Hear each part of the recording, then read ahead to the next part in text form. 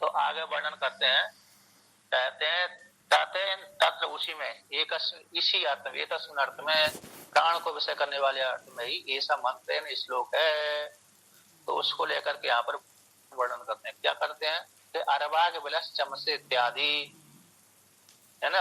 अरवाग नीचे की ओर बिल वाला छिद्र वाला एक चम्मच का पात्र है। चम्मच चम्मच है, चम्मच नाम पात्र है। ऐसे सुरवा होती है ना, लंबी सुरवा होती है, उससे घी भर करके अग्नि में आहुति डालते हैं। उसी प्रकार से हमारा पैर से लेकर के कंठ पर्यंत, मुख शिखा पर्यंत तक पूरी जो चम्मच का डंडी हो गई और मुख उसका छेद हो गया, गड्ढा हो गया, जिसमें उस जैसे चम्मच के पात्र में हृदय डाल भर करके डालते हैं अग्नि में, उसी प्रकार से हमारे मुख रूप छेद में विभिन्न प्रकार के विषय भोगों को उपभोग किया जाता है मुख के माध्यम से। तो जो अरवाग विलस से चमस इत्यादि जो वाक्य है पूरा श्रुति ले लिया।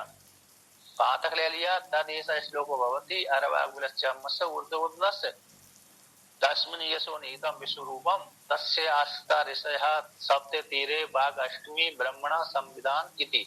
यहाँ तक ले लिया पूरा। अब ये इतनी श्रुति है, इसका स्वयं श्रुति व्याख्यान करती है।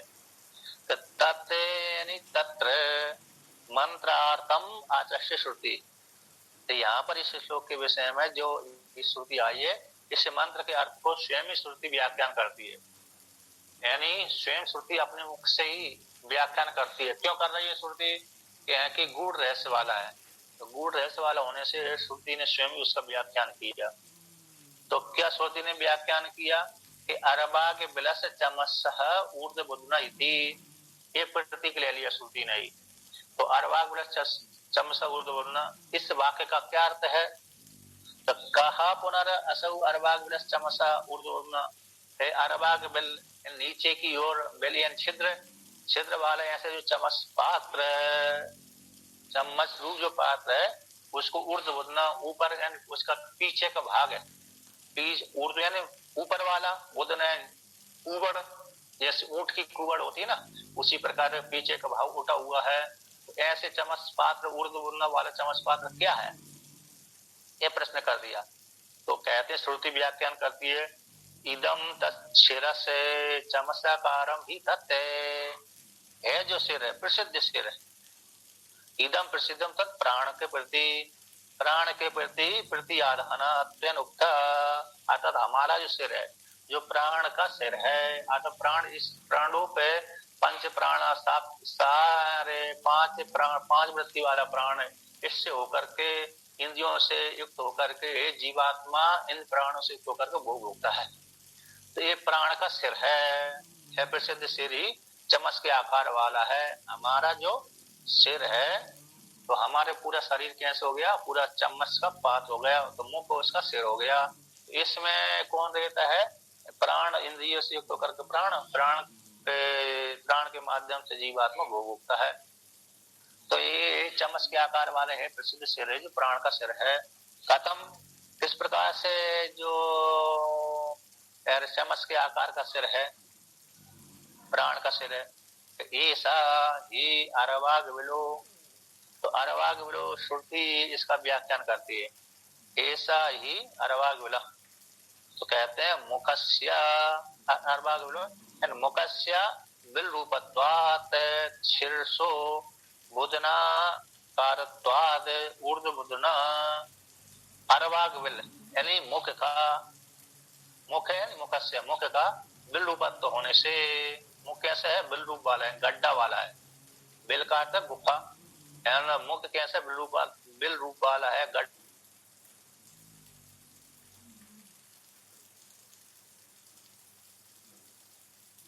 जो पिछला भाग है बुधना कारत्वात्,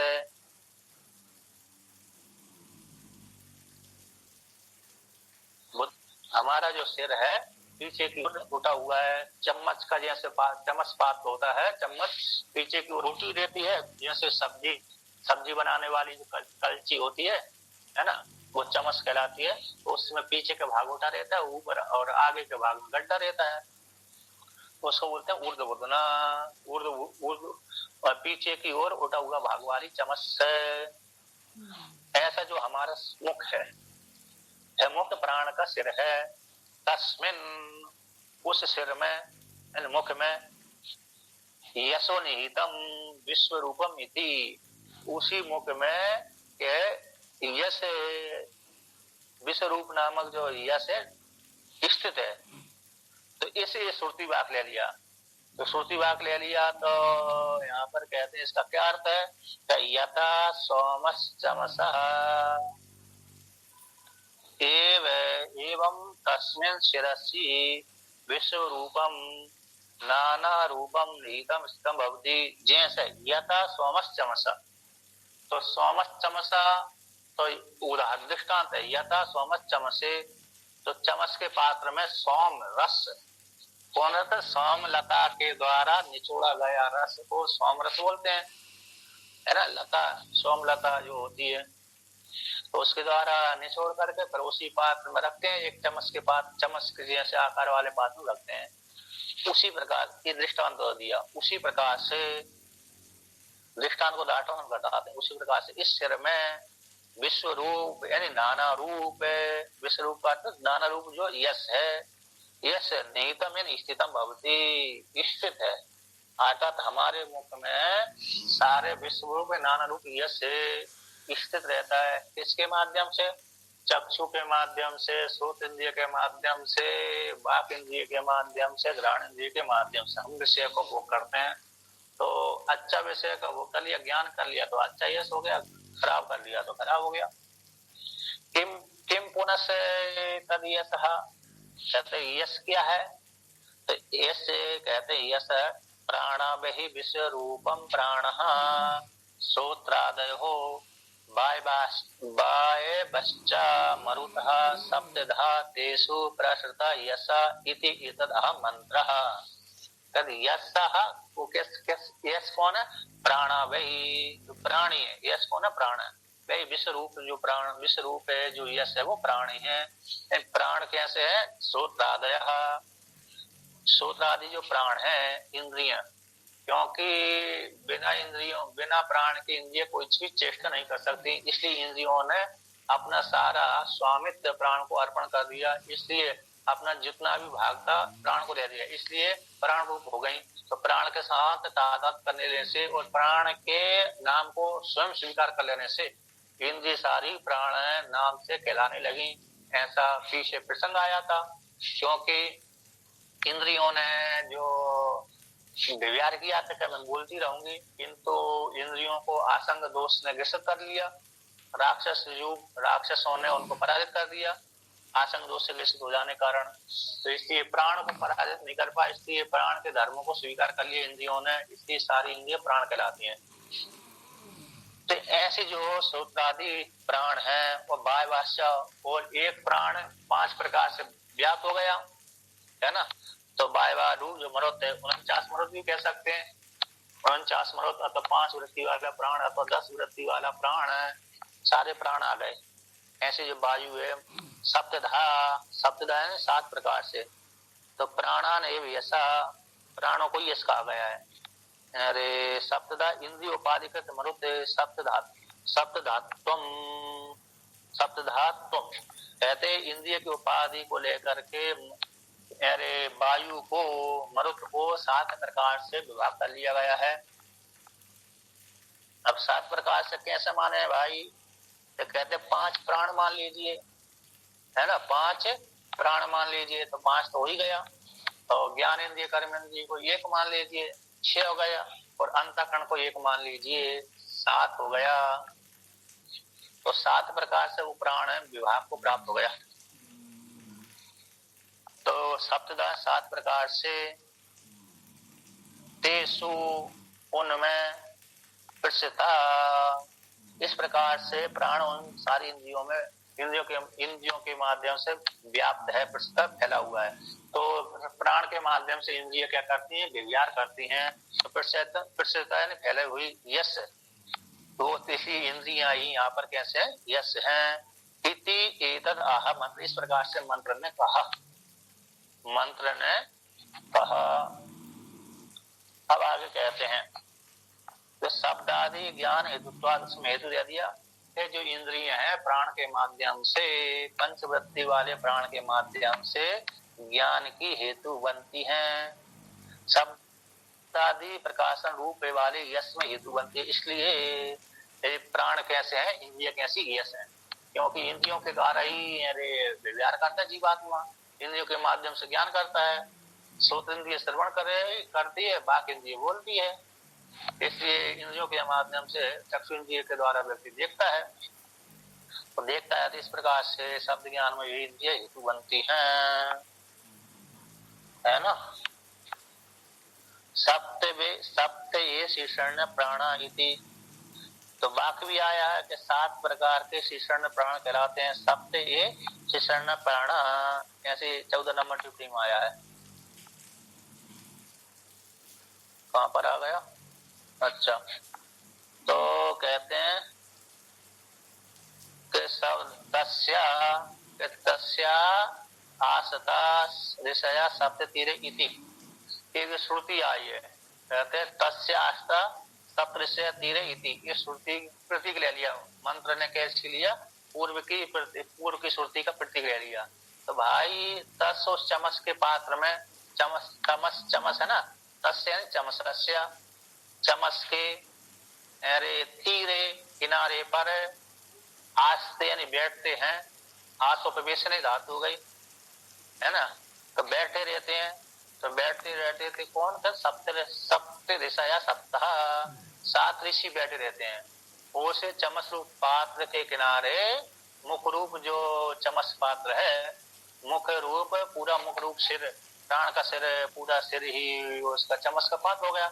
उस चमस के पात्र के किनारे तीर पर, तट पर 7 ऋषि बैठे रहते हैं। तो भाई वो 7 ऋषि हैं कौन? कहते हैं यहाँ पर श्रुति स्वयं व्याख्यान करती है कि प्राणः परिस्पंदात्मकः से ते एव च ऋषयः प्राणान एतदह मंत्र। जो प्राण है, कैसे जो इंद्रियां हैं, 12 नंबर टिप्पणी में क्या दे दिया? कर्ण आशय, कर्णों का आशय है ना, कर्णों के ये आशय गोलक विस्तान विशेष है। तो जो कर्णों के आशय हैं, ऐसे जो प्राण परिस्पंदात्मका, स्पंदनशील स्वभाव वाले हैं। इस परिस्पंद इंद्रियां तो परिस्पंदत स्वरूपात्मक वाली होती हैं, यानी क्रिया चेष्टा वाली होती हैं। परिस्पंदात्मक का हो गया चेष्टा आदि होना। एक नंबर टिप्पणी दिया सप्त वायवा, 7 प्रकार की जो वायु होती हैं क्रिया चेष्टा वाली होती हैं। तो कहते ते वे ही, अब उन गोलकों में, उन छिद्रों में ये 7 ऋषि बैठे रहते हैं। तेव ऋषया, जो ऋषि हैं, यानी प्रसिद्ध ऋषि आश्रितवाद, अथवा विकल्प कर दिया। तो 7 ऋषि भी 7 संज्ञा वाले, और सप्त ऋषियों की भी 7 संज्ञा है। सप्त ऋषियों की भी कैसी होती है? 7 संज्ञा है। तो 8 ऋषि नहीं होते, बल्कि सप्त ऋषि होते हैं। तो सप्त ऋषि होते हैं, इसी प्रसिद्धि को लेकर के यहाँ पर बोले सप्त ऋषयः। सप्त ऋषय कौन है? वो प्राणान, प्राणी है, प्राणों के कर्णों के आश्रय है वो, तो कर्णों के आश्रय है। इस प्रकार से तो एतदह मंत्र, इस विषय में मंत्र ने कहा, ये प्राणों को ही सप्तऋषि छिद्रों को, है ना, किसको बोल दिया? छिद्रों को ही क्या बोल दिया? वो अरे प्राण बोल दिया। प्राण इंद्रिय उसमें उन छिद्रों के माध्यम से विषय भोग का उपलब्धि करती हैं, ज्ञान करती हैं। चेतन जीवात्मा को विषय रूप से भोग करके, गृहित कर, ग्रहण करके, एकत्रित करके चेतन जीवात्मा के पास में पहुंचाती है, इस प्रकार से। अब आगे कहते हैं बाघ अष्टमी के आया था, बाघ अष्टमी ब्रह्मणा संविधान थी, ये प्रतीक ले ली श्रुति ने। तो बाघ अष्टमी, भाई बाघ अष्टमी कौन सी है? कहते हैं कि ब्रह्मणः संवादम कुर्वती अष्टमी भवती, ब्रह्म के साथ यानी वेद के साथ, ब्रह्मणा यहाँ तो वेद है, तो वेद के साथ संवाद को करने वाली, बोलने वाली वाणी को अष्टमी बाघ कहते हैं। तो तद हेतु, उसमें हेतु कहते हैं बाघ ही अष्टमी ब्रह्मणा संवित्त इति। कहते जो बाघ जो अष्टमी है वो ब्रह्म के साथ, वेद के साथ संवित्ते, सम उपसर्ग पूरक विद गति धातु है ना, विद लाभे विद ज्ञाने, विद ज्ञाने, इस प्रकार संवाद करती है, एकत्रित हो जाती। अब इसमें टीका में दिया इसको, कहते भाई अरे यहाँ पर कहती है, कहते वक्तृत्व अतृत्व भेदन, वक्तृत्व और अतृत्व, अतृत्व तो कहते हैं संस्कृत में एक वाक्य आता है व्याकरण संस्कृत में तर्क को लेकर के, तर्क में आता है विशेष रूप से, कहते हैं मान वान छोड़िए, मान बान छोड़िए तो लगा करके जोड़िए। तो आपने जब भी व्याकरण उसमें तर्क संग्रह पढ़ेंगे उसमें घटत्वम पटत्वम मठत्वम है ना, ब्राह्मणत्वम क्षत्रियत्वम है ना, और भी वर्णन कर दो। तो घट यद्यपि घट बोल देना चाहिए, घट से घृत हो जाता है, किंतु नहीं, घट के स्थान पर कहते घटत्वम, तो अभी जोड़ देते हैं। तो ये शब्द अलंकार के लिए, विशेष कोई अर्थ नहीं है उसमें तो शब्द से, किंतु अलंकार के लिए, शोभा बढ़ाने के लिए। जैसे कोई स्त्री सुंदर तो है किंतु और भी थोड़ा आभूषण पहन लेती है तो और भी ज्यादा सुंदर दिखने लगती है। तो उसी प्रकार से यहाँ पर भी ये थोड़ा सा इसी प्रकार का अलंकार अर्थ में आ जाता है, विशेष अर्थ वाला नहीं है। तो इस पर कहते हैं शोभा के लिए हो जाता। तो घटत्वम, तो यहाँ पर वक्तृत्वम और अतृत्वम, तो वक्तृत्व अतृत्व भेद से द्विधा वाक है, दो प्रकार की वाक इष्ट स्वीकृत है। तत्र इन दो प्रकार की वाक में कहते हैं वक्तृत्वेन, वक्तृत्व रूप से अष्टमी होती है, और अतृत्वेन अधभक्षण धातु से अत्रि बनता है। त्रिच प्रत्यय कर दिया तो अधभक्षण धातु है, उसे त्रिच प्रत्यय कर दिया तो अत्ता बनती है। तो अतृत्वेन, तो अतृत्व अत्यन भक्षण करने वाली होने से सातवीं वाक कहलाती है। कहते हैं रसना, रसना इंद्रिय, रसना हमने सुना हुआ है, रसना खाती है, तो रसना तो उपलब्धि में हेतु बनती है, उपलब्धि एवं ज्ञान। हाँ बहुत ही मधुर अरे भोजन है, इसका ज्ञान करा देती है। 10 नंबर टिप्पणी में, अच्छा बहुत बड़ी दे दिया। उपलब्धि यानी मधुरत्व आदि प्रत्यक्षम, उपलब्धि का अर्थ हो गया मधुरत्व आदि प्रत्यक्षम। तो रसना इंद्रिय है तो उपलब्धि में हेतु बनती इति भावा, ठीक है ना। अब यहाँ पर कहते हैं के पुनस्तस्य चमसस्य तीरे आसता ऋषय इति, यहाँ पर तीसरे मंत्र में बोल दिया कि चमस पाद के किनारे पर 7 ऋषि बैठे रहते हैं। चमस के किनारे पर अर्थात मुख्य रूप जो चमस है, चमस का पात्र है, उसके तट पर 7 ऋषि बैठे रहते हैं। जैसे नदी का किनारा है तो नदी के किनारे व्यक्ति बैठे रहते हैं, देखते रहते हैं नदी में क्या क्या हलचल हो रही है। बाढ़ जब आती है तो व्यक्ति नदी के किनारे चले जाते हैं बाढ़ देखने के लिए, देखे बढ़ रही है घट रही है। उसी प्रकार से चमस से जो नामक जो पात्र है उसके किनारे पे 7 ऋषि बैठे रहते हैं। तो 7 ऋषि कौन है उसको लेकर के मंत्र आता है। इमौ एव गौतम भरद्वाजौ,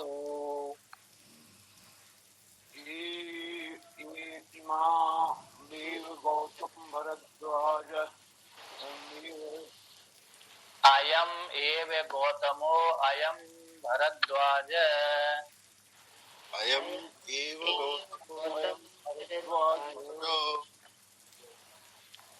इमौ एव विश्वामित्रे जमदग्नि, इयम एव विश्वामित्रो जमदग्नि, अयम एव विश्वामित्रो अयम जमदग्निर, अयम एव विश्वामित्रो जमदग्निर, इमौ एव वसिष्ठ कश्यपौ, इमं एव वसिष्ठ कश्यपौ, अयम एव वसिष्ठो अयम कश्यपो, अयम एव वसिष्ठो अयम कश्यपौ, वाग एव अत्रिर, वाग एव अत्रिर, वाचा ही अन्नम अद्यते, वाचा ही अन्नम अद्यते, अत्र हा वै नाम एतद, अतः वै नाम एतद् यद् अत्रीर् इति सर्वस्य अत्थ भवति सर्वम् अस्य अन्नं भवति य एवं वेद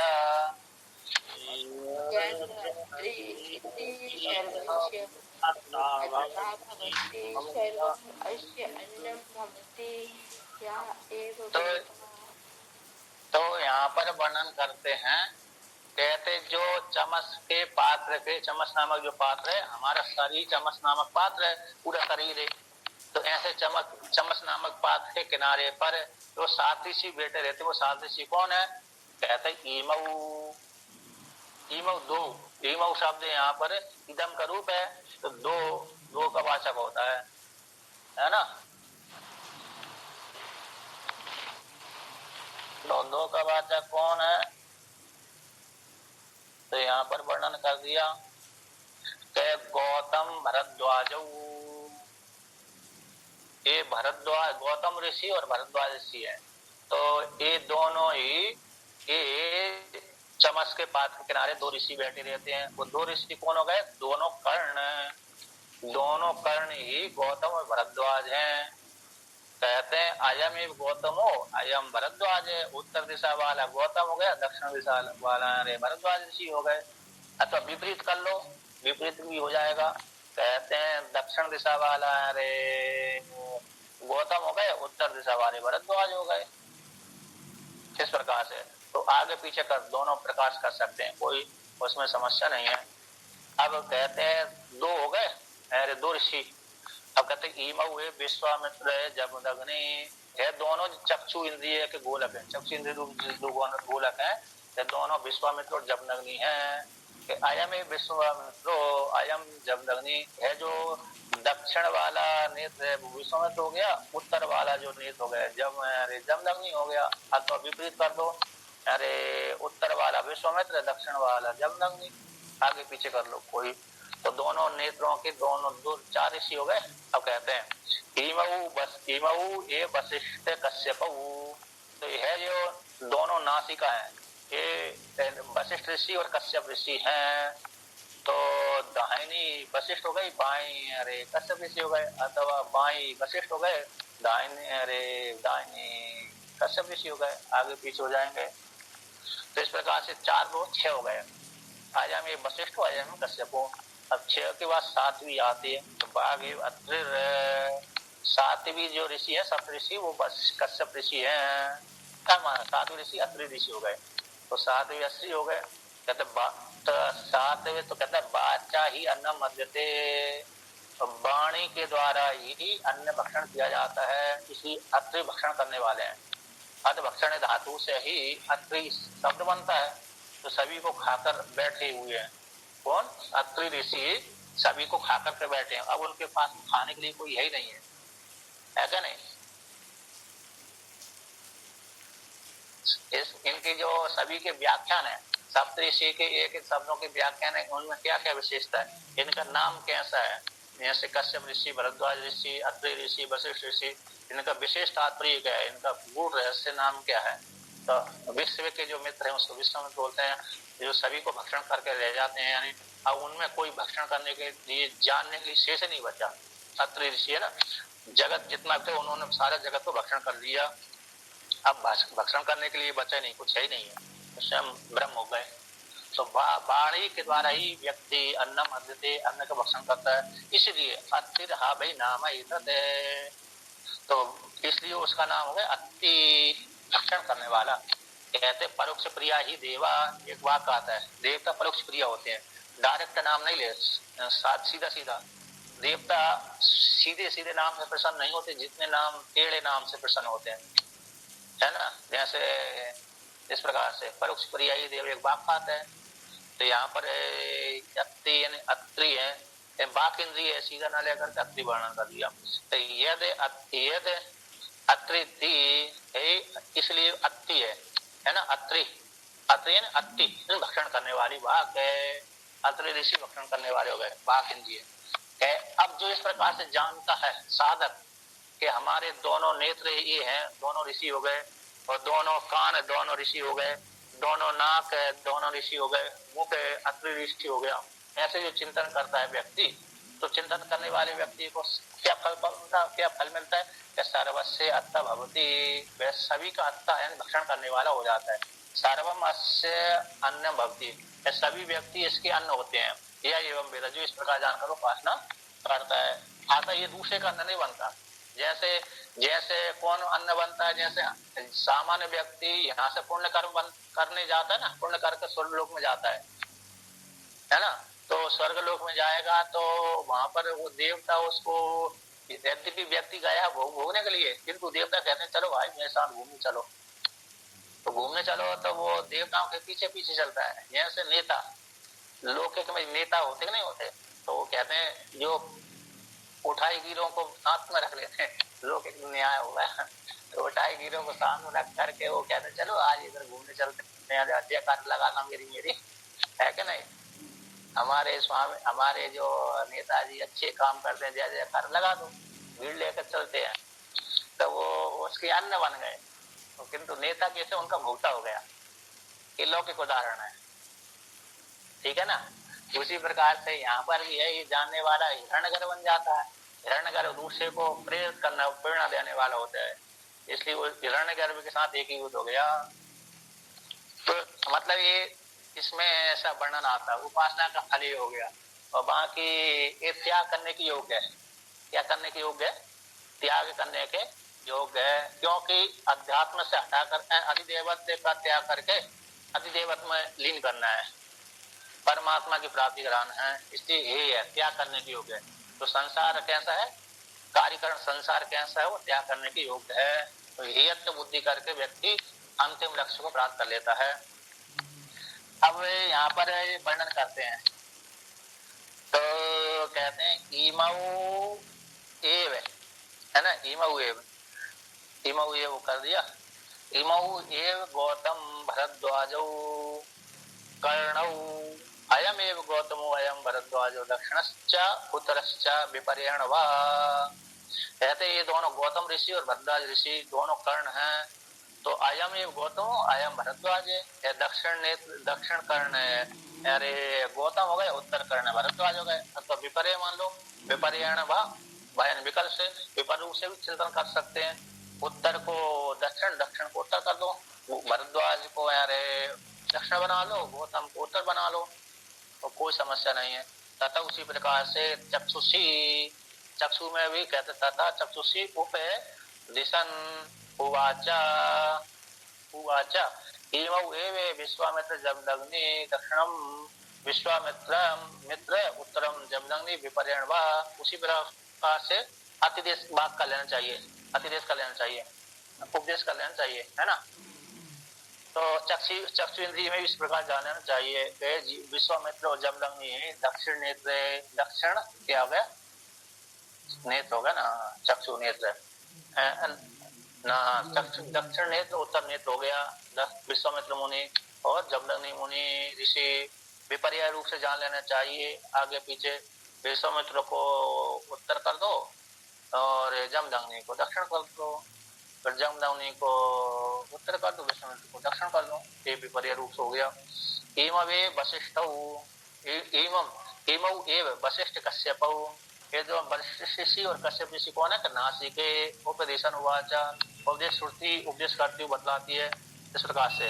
तो दक्षिण पुटो भवति वशिष्ठ उत्तर कश्यप पूर्वत, तो दक्षिण जो पुट है नासिका छिद्र, पुटेन छिद्र, और नासिका का दक्षिण भाग जो वशिष्ठ मान लीजिए, उत्तर वाला नासिका का पुट है कश्यप ऋषि मान लीजिए, पीछे भी आगे पीछे भी कर लीजिए। बाघ अत्रि अदन क्रिया योगात सप्तमा, बागी अत्रि है ना, रस की अभिव्यक्ति में हेतु चर्वण क्रियावती, बाघ अत्रि सप्तमी, रस की अभिव्यक्ति में हेतु वो चर्वण क्रियावती, जो चर्वण क्रियावती यानी चर्वण क्रिया करती है। जैसे गाय क्या करती है, जब चारा खा लेती है तो चारा खाने के पश्चात ग्वाल करती है, तो रस बनता है उससे। तो उसी प्रकार से यहाँ पर व्यक्ति चर्वण क्रिया, बाघ इंद्रिय के द्वारा चर्वण क्रिया करता है। ऐसे बाघ जो है सप्तमी वो अत्रि कहलाती है। तो अदन क्रिया के योग से सप्तम है, अदन क्रिया के योग से सप्तम है, और वाणी बोलने की क्रिया से अष्टमी है। अदन शब्द मतलब भक्षण, अद भक्षण धातु है, उससे ल्युट प्रत्यय कर दो तो अदन हो गया, ल्युट को अन हो जाता है। योर नमकौ, योर अनकौ, है ना, योर अनकौ, अन अकौ। तो कहते हैं तो अरे अदन यानी चरवण क्रिया के योग से वह वाणी ही सप्तम कहलाती है। अब उसमें हेतु देते हैं कि वाचा ही अन्न मध्यते, वाणी के द्वारा अन्न भक्षण किया जाता है। ऐसा जिस हेतु से, ये ऐसा जिस हेतु वाणी के द्वारा अन्न किया जाता है, तस्मात् इस हेतु से अतिर हा भाई प्रसिद्धम नाम एतद अत्रत्वाद अतिर इति, इसलिए उसका नाम अति है। अति प्रसिद्ध नाम है उसका, अतित्व होने से अति, भक्षण करने वाली होने से वो अति कहलाती है। भक्षण करने वाली भाग अत्रि ऋषि हो गई, अत्ता भक्षण करने वाला। तो कहते हैं अतिर एव सन यद अत्रि चित्रे परोक्षेण सर्वस्य एतस्य अन्नजातस्य प्राणस्य अत्र निर्वचन विज्ञानात् अत्ता भवति के अतिर एव सन, अति होती हुई एंड भक्षण करने वाला होता हुई, वाक इंद्रिय भक्षण करने वाली होती हुई, यदि जो अत्रि उच्यते उसको अत्रि कहते हैं। यदि सीधा सीधा अति कहना चाहिए, अत्रि क्यों कह दिया, परोक्षण प्रिया, अरे 5 नंबर टिप्पणी में दिए परोक्ष प्रिया ही देवा, देवता कैसे हो परोक्ष प्रिया होते हैं। डायरेक्ट नाम पसंद, मतलब सीधा सीधा नाम पसंद नहीं करते हो, सीधा सीधा कभी कभी व्यक्ति अपमान कर देता है।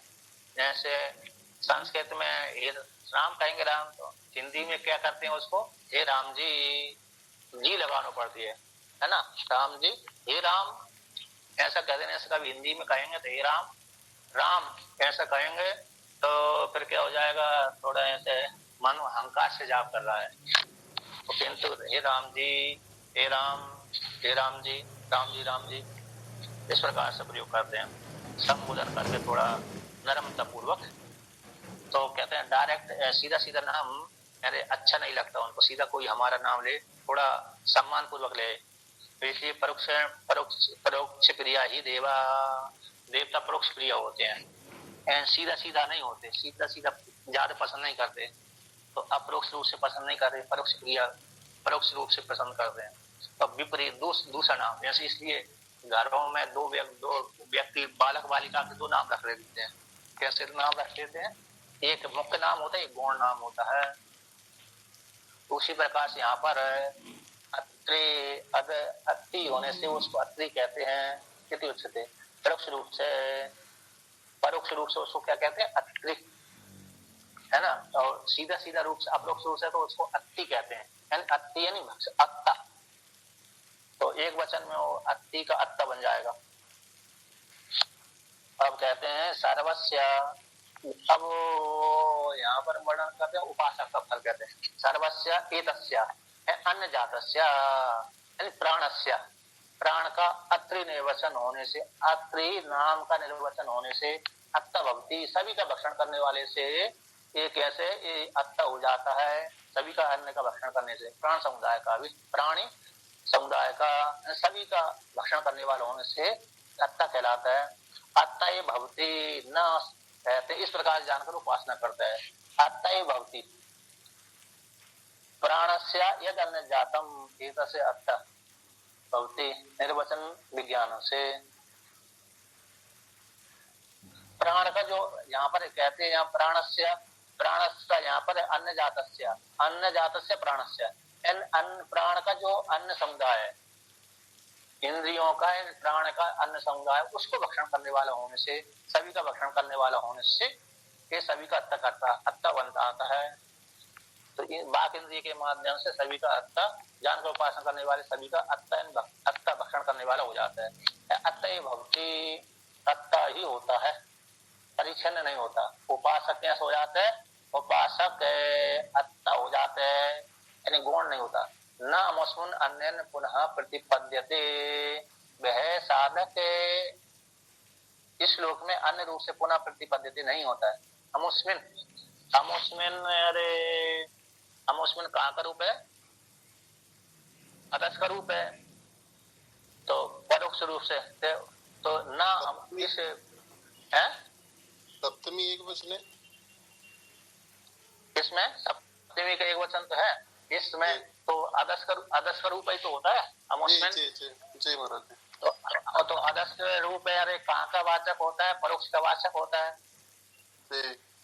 तो इस प्रकार से वो उस लोक में जाकर के अन्य रूप से पुनः प्राप्त नहीं होता। उस लोक में कहो तो इस लोक में भी कहो, है ना, उस लोक में जाएगा तो अन्य भाव को प्राप्त नहीं होगा। अर्थात यहाँ से साधक मर करके जाएगा तो प्राण के साथ एकीभूत हो जाएगा।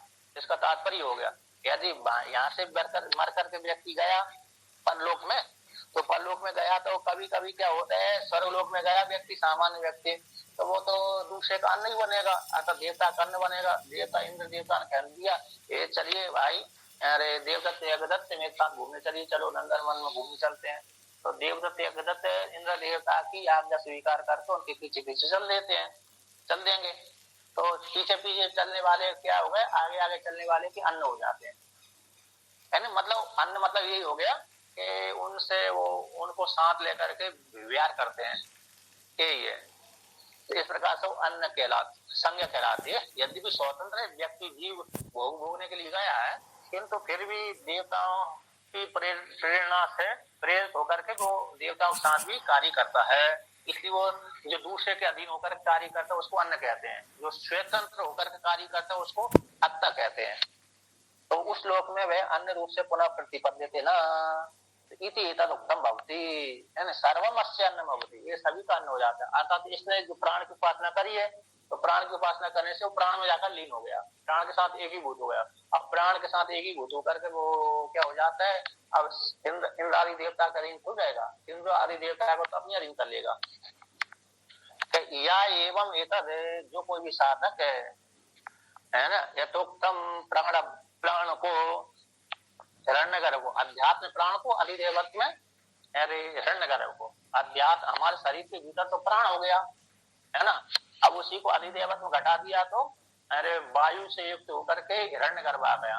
तो अध्यात्म अधिदेवत्व को एक करके हिरण्यगर्भ की जो उपासना करता है, तो प्राण के यातायात स्वरूप को जो जानता है कि प्राण के अधीन ही इंद्रियां रहती हैं, जो 5 ज्ञानेंद्रिय, 5 कर्मेंद्रिय और अंतःकरण एक किसके अधीन रहती हैं, प्राण के अधीन रहती हैं। तो प्राण ही सबसे श्रेष्ठ है। तो अध्यात्म प्राण सबसे श्रेष्ठ है, अधिदेवत्व में हिरण्यगर्भ सबसे श्रेष्ठ है, ठीक ना। इस प्रकार से जो जानता है और जानकर उपासना करते हैं हिरण्यगर्भ प्राण की, तो ऐसा जानने वाला एवं इस प्रकार से जानने वाला मध्यम प्राणो, सूक्ष्म शरीर होकर के, मध्यम प्राणो भूत होकर के, आदान प्रत्यादान गतो, आदान यानी अधिष्ठान, आदान यानी आत्म, तो ये आदान का अर्थ हो गया आधार।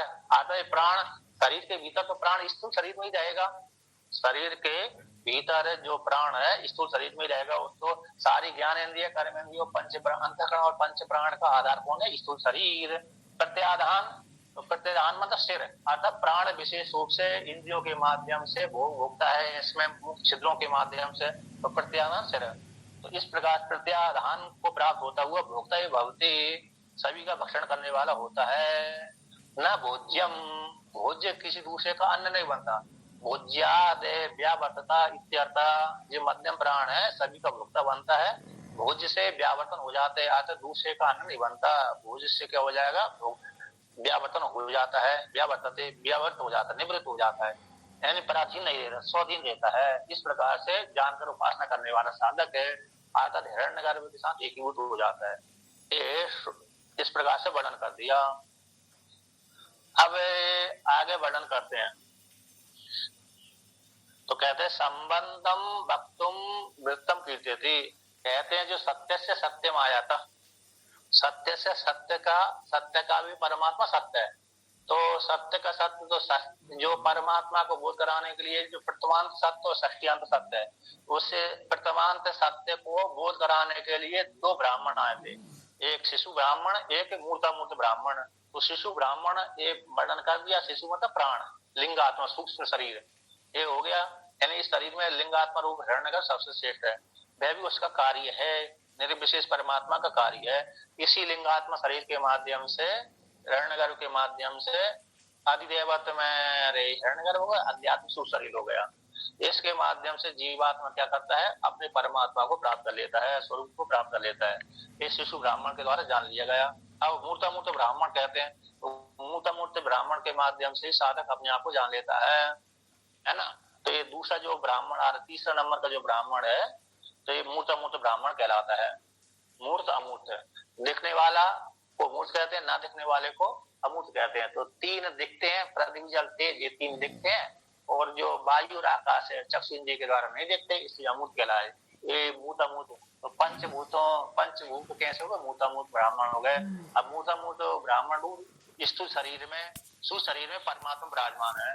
तो ऐसे परमात्मा इस स्थूल शरीर के द्वारा वह लक्षित होता है, और ये स्थूल शरीर कैसा त्याग करने के योग्य है। इस प्रकार से बोध कराने के लिए, आत्मा को बोध कराने के लिए यहाँ पर तीसरा ब्राह्मण कहते हैं। तो भाई क्या कहते हैं, क्या तत्र प्राणा वही सत्यम इति उत्तम। आपने प्रथम ब्राह्मण में, द्वितीय अध्याय का जो प्रथम ब्राह्मण, उसमें कहा था कि प्राण भी सत्यम, प्राण ही सत्यम है, इति उत्तम कहा गया।